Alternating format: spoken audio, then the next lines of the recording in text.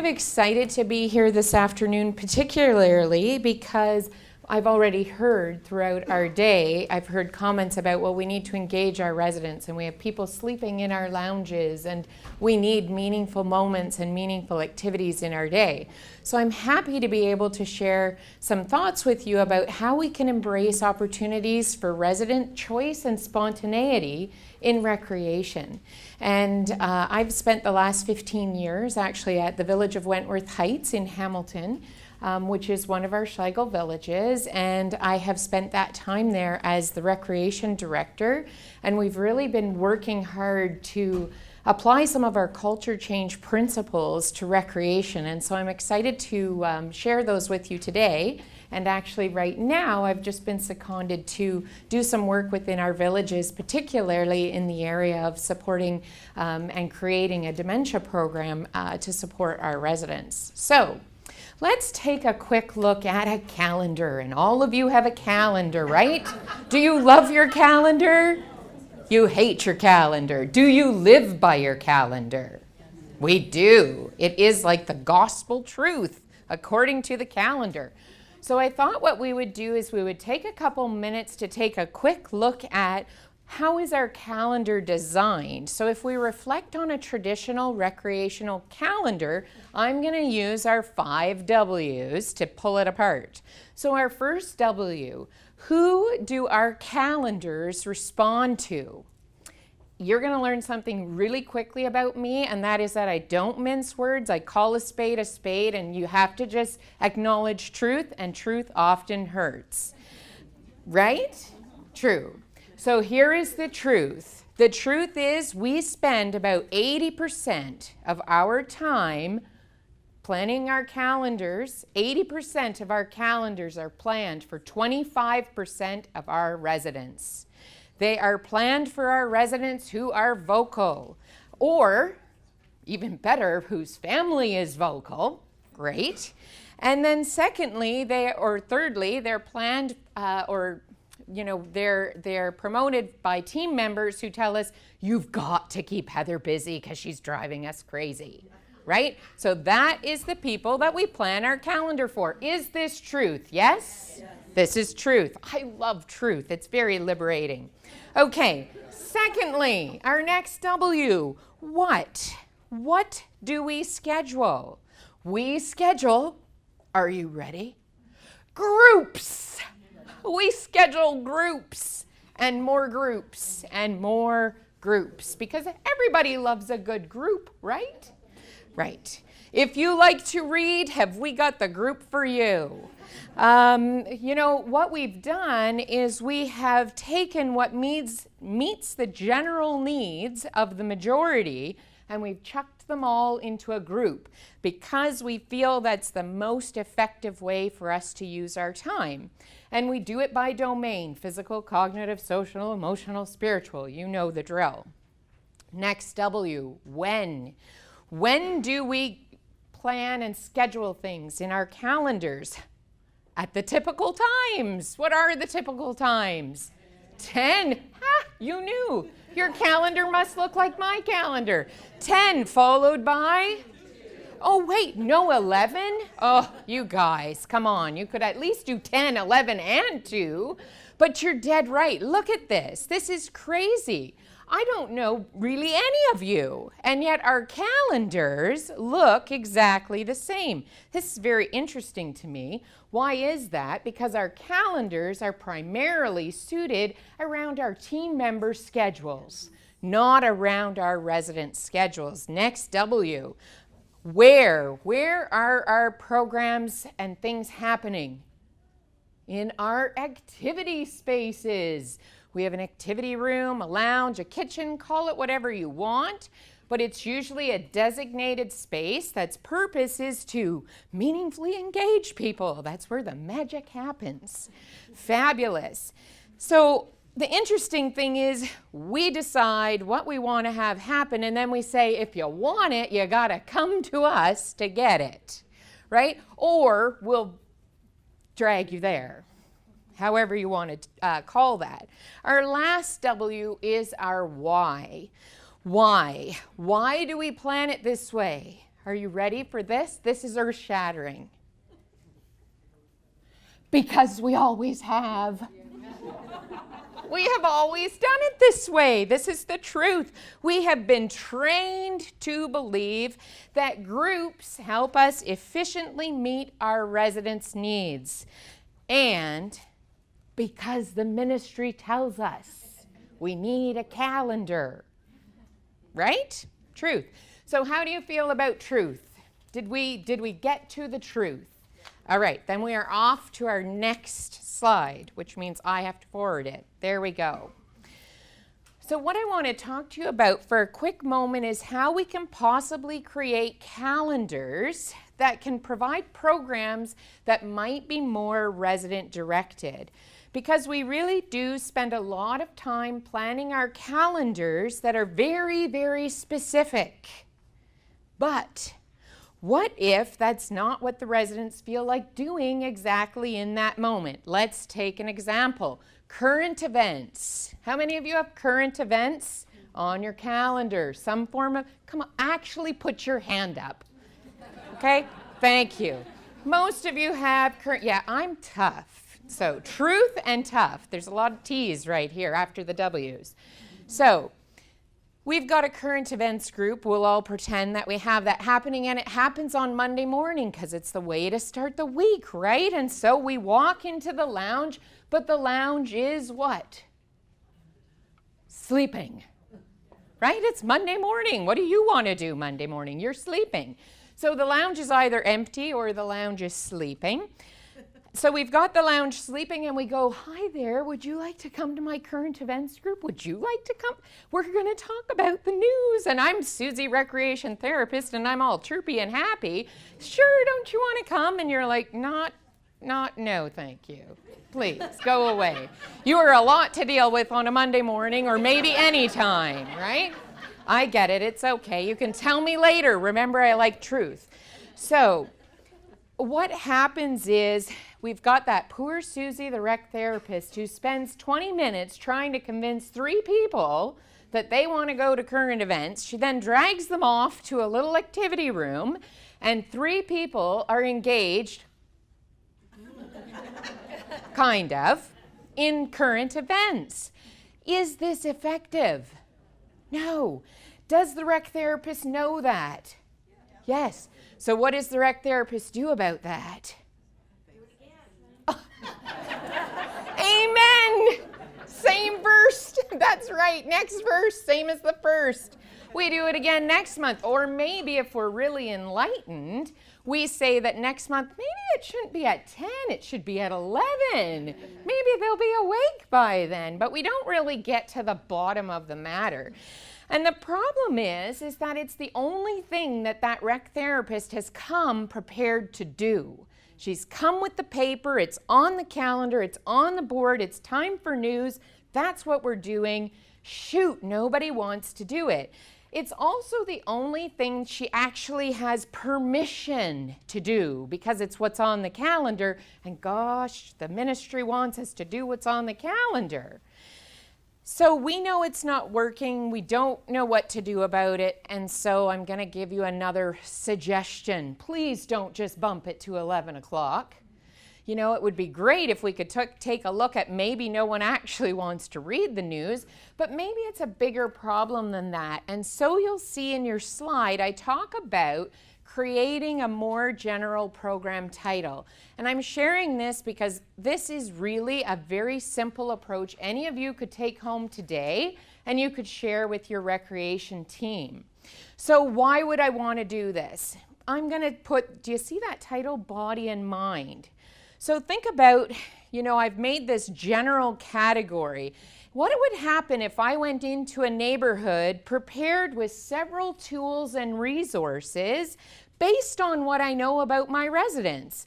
I know my residents. Your rec therapists know their residents. So what would happen if I went into your neighborhood with all that information that I know about your residents, and so that instead of when I see everybody sleeping, I don't say, wow, I've got current events to do and no one's going to wake up. But I instead go, tired in here today, isn't it? Okay, Good morning, nice to see you, nice to see you.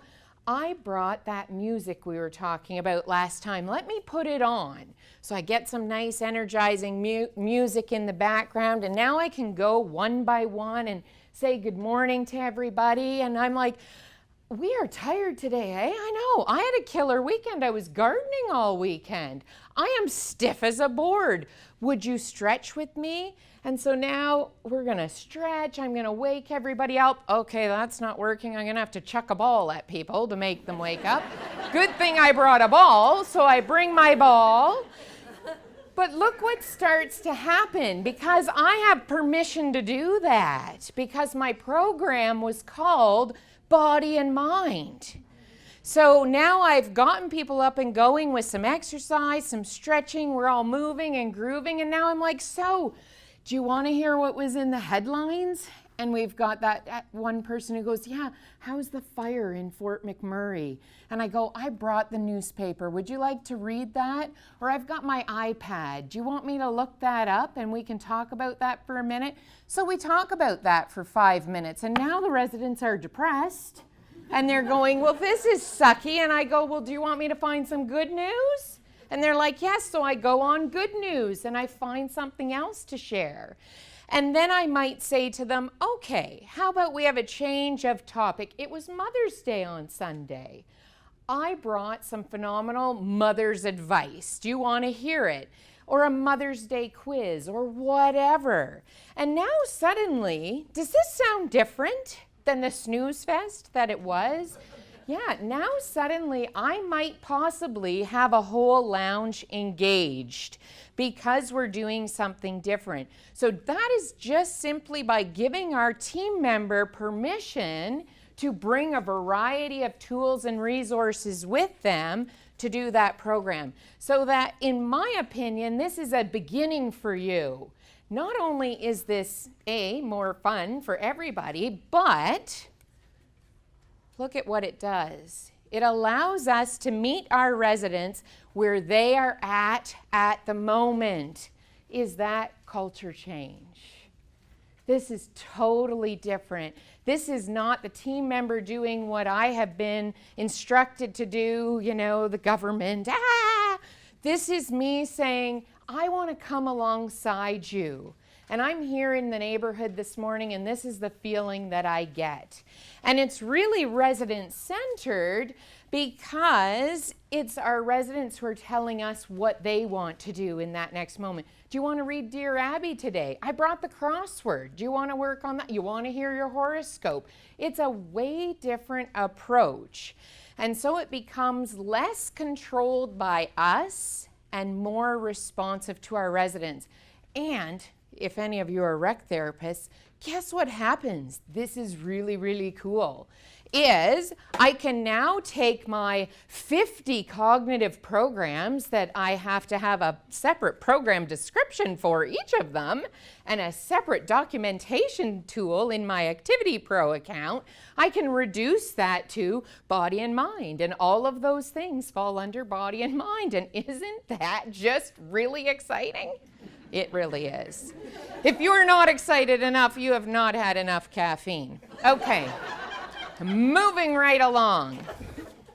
Here we go. Next, I want to show you one other thought this afternoon, because that first thought I think you can take home and you can use right away tomorrow to start rethinking how you provide your calendar, and you can really start using that to empower your residents to start having a voice again in the everyday happenings in your neighborhoods. But number two, I want you to start thinking that not all of our leisure needs can be met in a group. Ha! More truth for you. Here we go.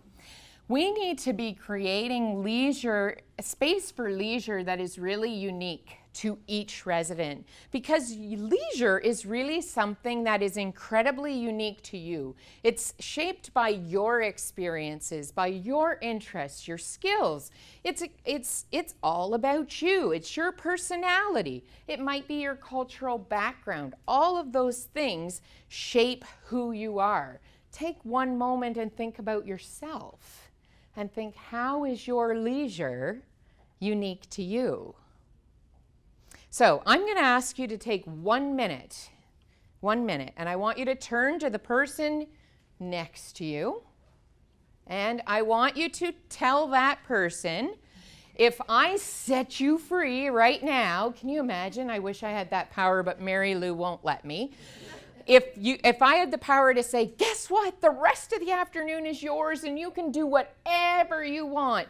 We're not going to the Bahamas. Come on, we've got 3 hours. That's it. But if you had 3 stolen hours to do whatever you wanted, you're not at home, so you don't have to do the cleaning. Stolen time, what would you do? And if I think to myself, beautiful day, I would probably want to go for a walk. My Kobo's in my car. I'd grab my Kobo, and guess what? There's a Starbucks at Columbia, and it's half-price Frappuccino day right now, till 5, okay? So that is what I would do. I would have a quick walk up to Columbia. I would grab my Kobo, get a Frappuccino, sit down, and this would be awesome. That's my leisure. It's unique to me. Go 1 minute to the person beside you. So I need a show of hands. How many of you heard from the person next to you that they wanted to do something by themselves? Was their leisure a solo sport? All right. And how many of you were going to do your leisure with someone else? Put up your hand. Okay, so we should take this as huge learning, folks, because 75% of this room wanted to spend their leisure on their own. You didn't really want to share that. You didn't want to be lumped into that wonderful group that is our long-term care and retirement living environment. So, interesting thoughts. Okay, so what I'm going to talk to you about a little bit is taking a look at this different style of leisure that we might approach leisure with. So you can see this title that I've called a program that we've been trialing and we've developed within our village for the last 3-4 years. It's called Neighborhood Time. This is a leisure approach that is beyond our traditional one-to-one visit. How many of you have one-to-one visits? How effective are one-to-one visits? Not effective. That's right. Truth right here. Tea time. Yeah, I maybe need a Frappuccino. It's true. But it's true. Our one-to-one visits are legislated, 15 minutes in order to count. Go and spend that time in some meaningful way with someone. Hi there, I'm here to visit. We're going to have a meaningful moment for 15 minutes. What do you want that to be? I don't know. Do you feel under pressure? Oh, yeah. I do too. That's why they don't work. Because they're crazy. Who does that? That's like speed dating for our residents. That makes no sense at all. The whole one-to-one visit concept, and even worse is when I read it on calendars, we're having one-on-one visits. I am sure that's not ministry approved.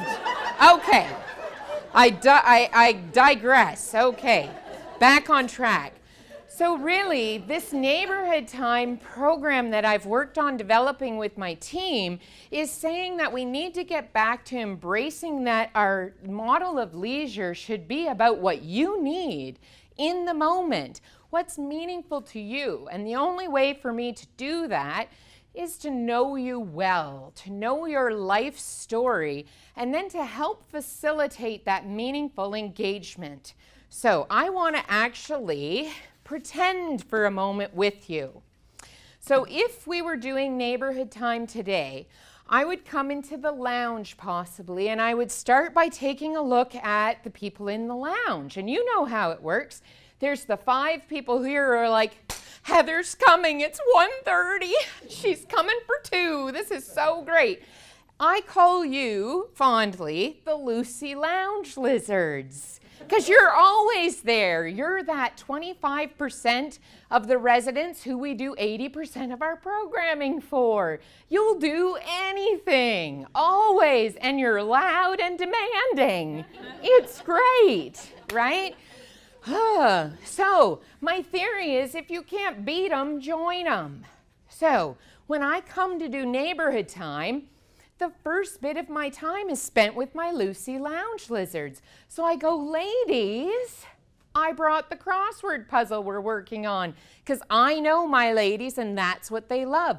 So we work on the crossword puzzle, but in a traditional calendar, the crossword puzzle is from 2 till 3. Get it done, all of it, because it's about the end result.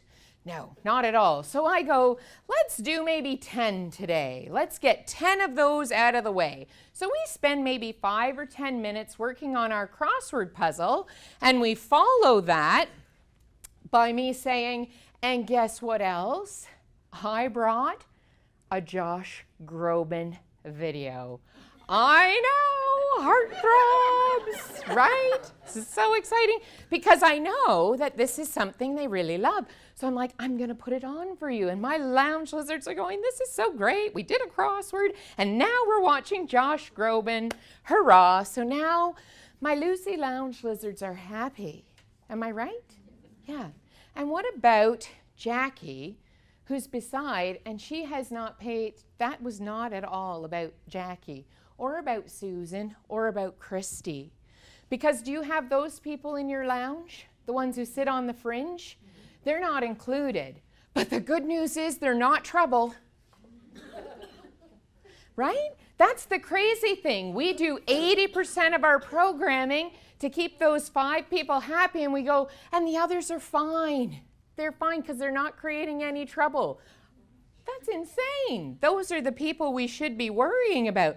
They need my help to be engaged in living. So in neighborhood time, now that my Lucy Lounge lizards are happy, what I am going to do is start using some of my other resources that I brought along with me. Very exciting. And I'm going to start using them because I know the rest of you well. So again, this only can happen if I know you well, your real story, the real deal. So first off, I've got my china teacup because how many of you serve your coffee cart in plastic? I can't drink out of plastic. How many of you serve it in a thick china diner style mug? Hate those mugs. So if I've got a lovely lady from England, she is killing for a real cup of tea.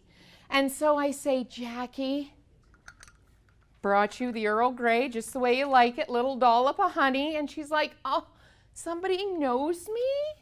Somebody loves me. There's your cup of tea. Thanks. And you know what? For just the next 5 minutes, she is just like, I have been loved and cared for. Somebody knows me and is doing exactly what I need. Then I go to, oh gosh, I know how much you love. I brought my puppy not long ago. I know you loved my puppy. I've got a little video for you. I've got my portable DVD player. They're 35 bucks, people. You can afford to get one or put it on your wish list and ask a family to buy you one. I'm gonna play it for you. And so you're gonna watch that video about puppies. And then I'm gonna come over to my friend here and go, I know you told me that your garden always had, and we're gonna now spend 10, 15 minutes and we're gonna talk about gardening, or maybe 5.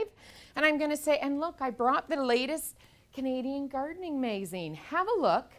Tell me what you think. We should be planting some of these. Maybe there's one in here that you think we should be planting. And then maybe we can go outside after and have a look at the planter.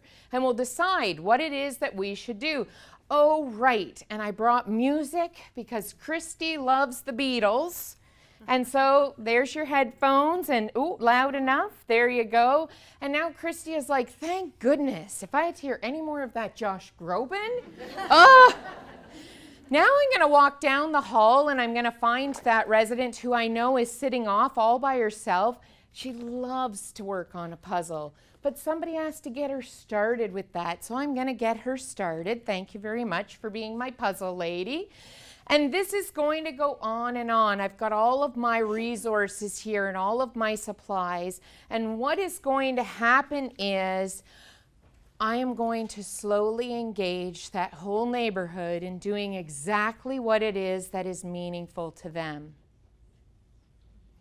And you're going to walk into the neighborhood and you're going to see a little group who's loving that Josh Groban, and you've got Christy bebopping to her music, and Jackie who's having her cup of tea, and you're in your gardening magazine, and now I've got a volunteer who's walked in, and I'm like, could you take Jackie? She wants to look in the garden. And I've got a family member who I'm like, fabulous, can you play euchre with those two?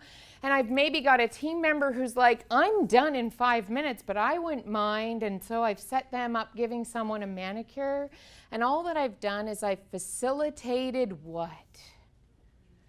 Living. Living. Real living. This is real. And this is me. This is you facilitating my Frappuccino and my Kobo. And that's what this is about. So, as we take a look at this, what are the strengths of this program? It can happen anywhere. It has no start and end time. I usually say you want to have this program run for a 2-hour time slot. When people say, well, I'm going to put neighborhood time on for half an hour, not going to accomplish anything but making your Lucy Lounge lizards happy. You've got to book it for 2 hours. It can be facilitated by all of your care partners. Remember, who are your care partners? Your residents. We've got residents who are coming to help other residents or to do something with another resident that they've now realized they have a shared interest. It's your volunteers, it's your family members, it's your housekeeper who comes out and says, ooh, I'd like to do that. This can be everyone. And guess what? It feels familiar and it happens naturally. It's not in that group. It's not in that one-to-one, which you declared you hated. It just feels natural. You're not forcing yourself into my space. Isn't that cool? And again, this puts the choice and the control back in our residents' hands. So I encourage you to give a couple of these ideas some thought, you know, and then if you walk away with anything, these are the 3 recommendations I would make for you. First of all, get honest. Stop being afraid of truth. We can't start doing anything about anything until we get truthful. So take a good honest look at your calendars and use those 5 whys to help you have that conversation. 2, really take a moment to evaluate how effective is your one-to-one program right now, and is it meeting your residents' needs? And if it's not, then it's time to do something about it. Maybe something like my neighborhood time program. And honestly, if any of you want to learn more about that, please reach out to me. I would love to talk about that with you. It is my favorite. And finally, recognize that change that will be accepted and embraced really needs to be a collaborative process with excellent communication. So both of these approaches that I've shared with you this afternoon were never done by me coming and saying, guess what, team? There's a new sheriff in town. That was never the approach. This was a collaborative experience. Developing neighborhood time took us over 1.5 years to figure it out. And, you know, even as time goes by, we continue to refine it and change it. So this is what you need to do. Talk about it with your residents. Talk about it with your families, with that volunteer who's excited, with your team, with the rest of your team, your whole team, and let everybody be a part of that process, because then you're really going to see it become transformational. I would like to say that I would build on that, because this is exactly what I'm teaching when I'm teaching. And I'm saying, why can't we, if we're going to have a team, get the PSWs, we create a list, and we're working on it, over 100 activities. And then the recreation says, here's a number that we can put out based on these people's needs and interests. And then those activities are put around the unit or the home area every day, so that every week for a full week you've got different activities out, available, accessible, and engaging everybody every day with meaning and purpose. I love it, and I'm happy to join the journey with you. Yay! Me too. That's awesome.